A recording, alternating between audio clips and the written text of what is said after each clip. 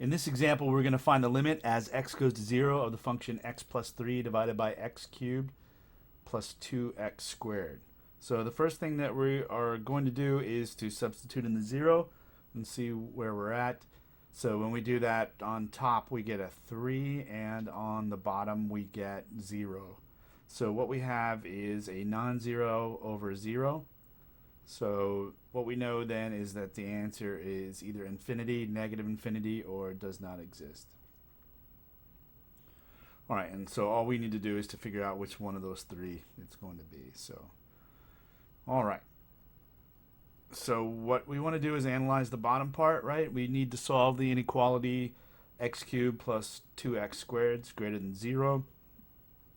So in order to do that, we are going to set that equal to 0 and solve that out. So what we've got is a polynomial there on the left-hand side. What we want to do is factor it as much as we can. And the first step in factoring is always to factor out the greatest common factor. And here we can see that this has 3x's and this has 2x's in here being multiplied. So the greatest common factor will be x squared. So we would factor that out. And when we factor it out, what we would be left with is x plus 2. And that's about it as far as factoring. That left side can't be factored any more than that. So we factored it, and the right side is equal to 0. So that means that either x squared has to be equal to 0 or x plus 2 has to be equal to 0. Whenever I multiply two numbers together or two expressions together, like this one, and I get 0, right? The only way that that can happen is for one or the other or both of those things to be equal to 0. So we're only left with two possibilities. This being equal to 0 and x plus 2 equal to 0. So now we solve each of those equations. For x squared is equal to 0. That is a quadratic, and with the x squared isolated and a number on the right side. So we know that x is going to be equal to plus or minus the square root of the other side in general.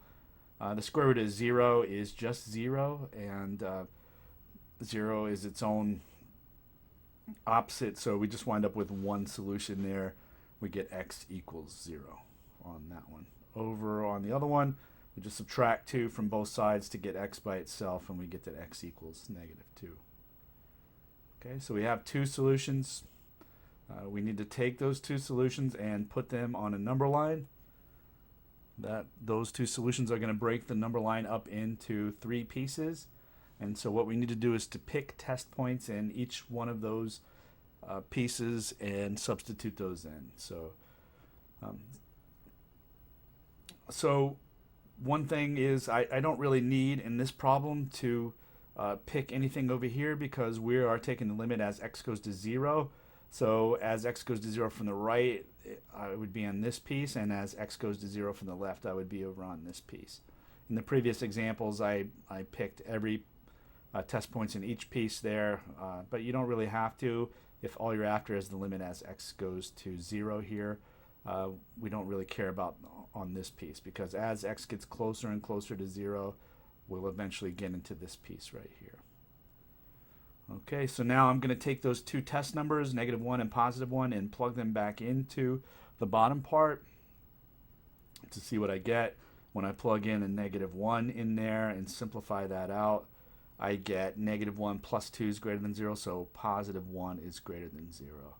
So that means that when I put this -1 into x cubed plus 2x squared, I got a positive number, right? So that means that every x value in here, every number in here, if I take and substitute in for x, I will get a positive.